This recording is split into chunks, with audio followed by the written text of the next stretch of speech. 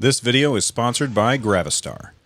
I don't usually make videos about products like this, so when Gravistar reached out and asked me to make a video about the Mars Pro Bluetooth speaker, I hesitated. But then I thought, what if I hooked it up to the Steam Deck to see if I could level up the audio experience of the Steam Deck using a dedicated speaker? The out-of-the-box experience for audio for the Steam Deck is pretty impressive for a handheld, but that's two little speakers.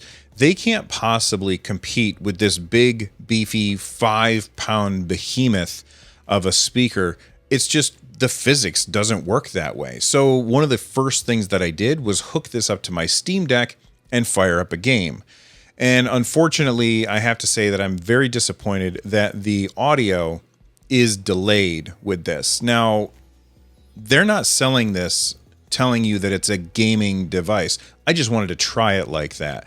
And maybe this is a limitation of Bluetooth that I don't completely understand, because when I watch a TV show and I've got the audio pumping through this speaker, I'm not noticing any latency at all. But as soon as I use a video game, I can perceive that latency, and it's incredibly obvious to me that there's a delay between what's happening on the screen and what's coming out of the speaker.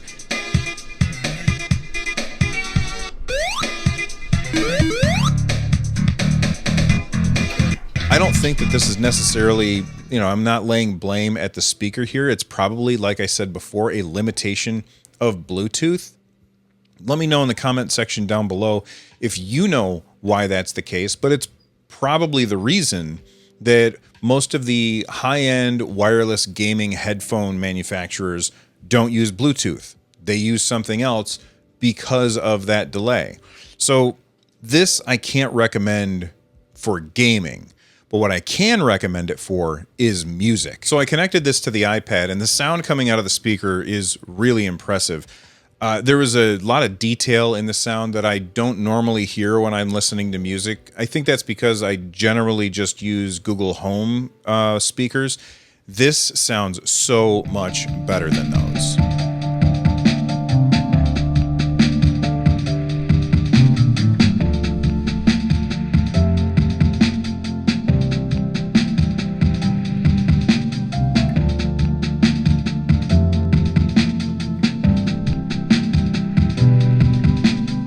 Now, even though it does have multiple speakers inside of it, it is really just one sound source, so you don't get that stereo separation that you might want when listening to music. However, you can pair this with another Mars Pro speaker, and that will give you that stereo separation if that's something that you're looking for. I only have one, so I can't test that myself, but it sounds like it would be really cool. This thing gets really loud. I'm an old man, and so I'm never going to push this thing all the way to max volume.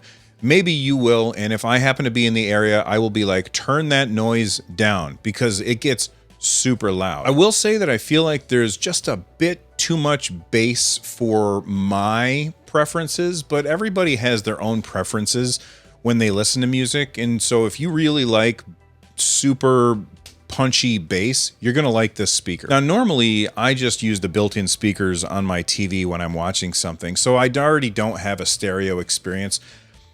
I ended up hooking this up to my Apple TV, and boy, the difference from my built-in speakers to this thing, it's night and day. It sounds so much better. This might just have a permanent home underneath my TV, or I might take it out on the deck when I'm barbecuing or something, because this has like a 15-hour battery life, so I can take it outside and not have to worry about it running out while I'm listening to music and cooking burgers or something on the grill. I love the design of this thing, and I know that the visual design of this speaker has absolutely nothing to do with why you buy a speaker to begin with, but this thing just looks so cool sitting on your desk. It looks like this cool sci-fi industrial, it looks like something that Darth Vader would use to interrogate somebody.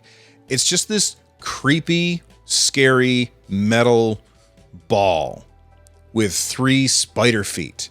And at the end of the spider feet are little rubber things to keep it from damaging your desk. It's just so awesome. It's got a bunch of LED lights all over it, and you get to decide how you want the lights set up. You can select a color or you can have it cycle through the colors, or you can even turn it off if you just want to have it playing music in the background and be a little more understated. You can do that too, although it looks so cool. Why would you ever want to turn these lights off? Speaking of lights, the little lighted strip on top is actually capacitive, and it's how you turn the volume up and down.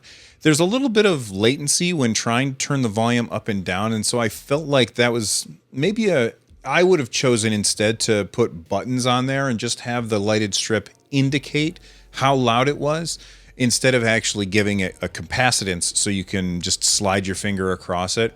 But that's kind of nitpicking. It comes in a bunch of colors, and as I'm recording this, it starts at around $230. The different colors have actually different prices though. Gravistar did give me a code to share with all of you. If you want to get 16% off your order, use Gravistar16 at checkout, and you'll save a little bit of cash when you're buying one of these things. So what do you guys all think? What device do you use to listen to your music? Let me know in the comment section down below or at me on Twitter. Thanks for watching, and if it's your first time here, please subscribe. For Nerd Nest, I'm Bill.